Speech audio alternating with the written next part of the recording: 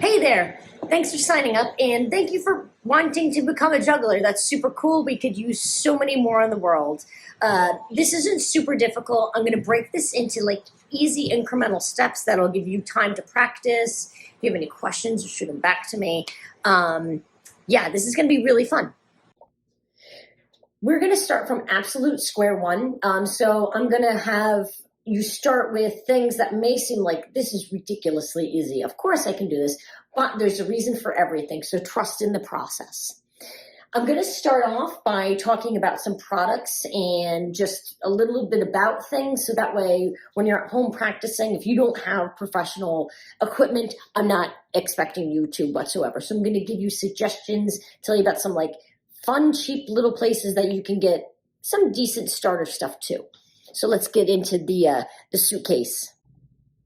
All right, so this is my suitcase. I traveled with this in the show. I have all equipment from Dubay. Dubay juggling products are my favorite. They have the best variety I've seen.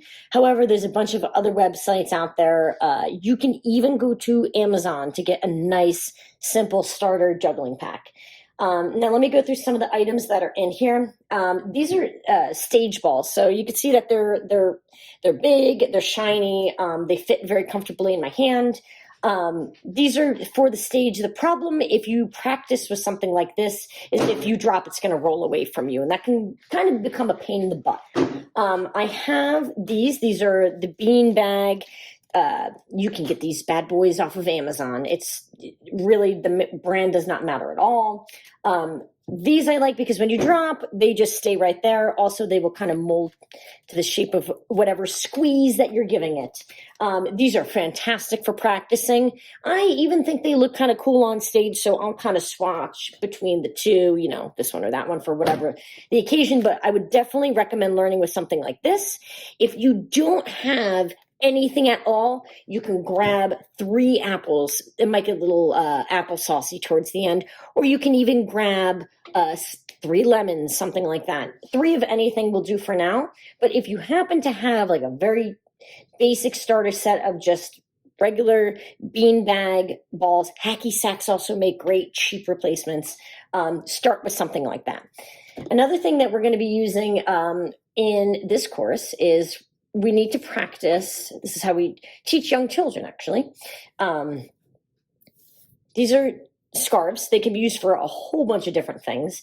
The reason we use these in teaching juggling is because they float. So they give you plenty of time to develop that muscle between your hand-eye coordination, as it's called. So that's a really important thing, is to have some, like a pack of Kleenex also will do. So if you have Kleenex laying around your house, you don't happen to have these, you don't have to order them, get some Kleenex. Getting into some more advanced stuff, these are European style Dubay juggling clubs. These are long neck, they're extra long, extra slender. They look really good from afar, which is kind of how I was using them when I was traveling with the circus. I happen to have them now. I would not recommend investing in a pair unless like you really felt like you could get into this. They're a little expensive. They run about $33 a club. Dubay sells like juggling knives and all kinds of like fire torches and stuff like that. So any really novelty kind of items you can get from Dubay, I always recommend them. They're really great. A little pricey, but you know, the products are really nice. That's what I recommend. If not, Amazon, Amazon, Amazon. Okay, great. Now we know what we need. Let's get into some rudiments and basics. Again, this is going to be square one. Very, very, very basic, humble beginnings, and it's all for a reason, so just keep that in mind. So this lesson is, you're going to walk away with 2 things that you're going to be practicing. Number 1 is taking the ball, just one single ball, and this is going to be, for a reason, again, 1 week of passing from one hand to the other, one hand to the other. Now, it seems ridiculous, but I was told when I was working in the circus and I was taught how to juggle, you need to do this over and over and over again. Here's why. You're going to realize where you're catching the ball. Sometimes you'll be catching it in the palm of your hand. Sometimes you're going to be catching it with your fingertips. You're going to want to make sure you keep track of where the ball is going itself in relation to your shoulders. You want to keep your shoulders square. Your feet should always be right under you. So underneath your hips is what I always say. Make sure your hips are square with your feet. That'll keep everything in line, your knees too. Good posture is actually very important in juggling. Your posture for juggling, you should have a 90-degree angle right here. So you should be shooting for 90 degrees of that elbow. Keep your palms up like this. This is your juggling stance. And keeping a nice straight back is really important, because if you're all slumped over, it throws your hips out of line.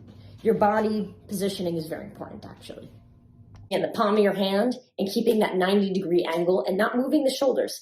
Sometimes it's really easy to move those shoulders when you're throwing or catching or something like that. And I notice sometimes if I'm getting really into my clubs or whatever, I'll be moving my shoulders and shimmying. You don't want to shimmy. You want to keep everything straight from here.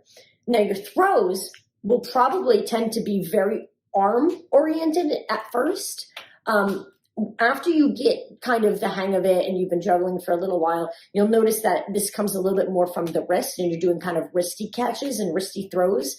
And that's kind of what you're aiming for, because the less you have to move, the quicker you can go. So that's kind of more of an advanced juggling technique, but it's okay to start with using an arm to make these great big throws.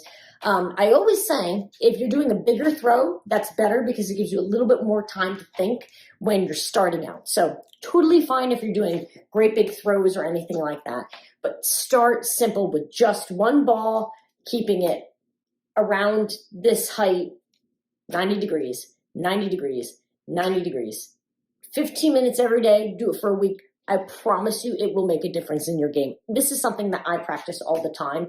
Even though I do juggling sets and perform in front of people all the time, I still do this all the time because it keeps you on your toes.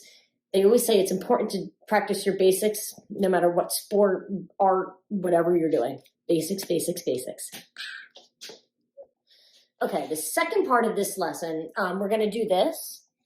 This is to keep us mentally aware of what we're going to be doing later on. This is going to help us with pattern recognition. Again, if you don't have juggling scarves, which not a whole bunch of people have them just laying around their house, if you do, super great. If you don't, grab some tissues. Kleenex work just fine. They float pretty much at the same rate. So what we're going to be doing here is we're going to be recognizing patterns with these. They fall slowly. It gives you plenty of time to think and start thinking about what the pattern is actually going to be. We're working towards a simple cascade, which is the usual 3-ball. It'll look something like this. This is what we're aiming to do. It's just a very simple, ooh, got caught on my wire. Very simple cascade.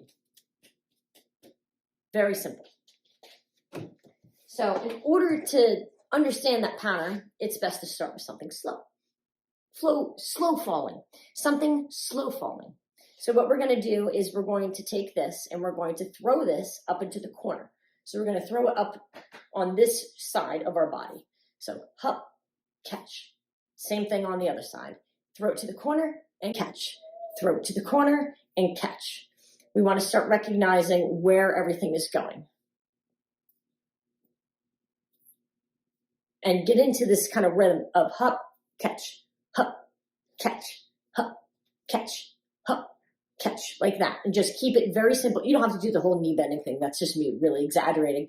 But very important to just keep this at a X for now, like a nice X.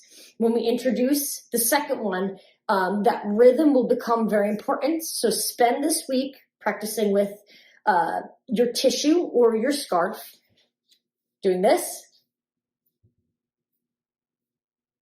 Catching on that triangle from one shoulder to the other. And then your other thing you're going to practice is your one single ball, sing. Sing. 90 degrees, at the shoulders, square, catch a rhythm. Notice things about the way you catch. Notice the parts of your hand. Notice the parts of your hand that you use to throw the ball as well. That's another really important thing is, are you throwing using your fingers? Are you throwing using your full hand? How are you catching it? Keep that in mind, because as you juggle and you continue your own journey, you will figure out, like, sometimes if I use this part of my finger on the side, I can get the ball to my left hand faster. So these things are really important. But lesson 1, recap, Just practice those two things, throwing the tissue and throwing the ball from one hand to another. These will develop some good skills for you. See you next week.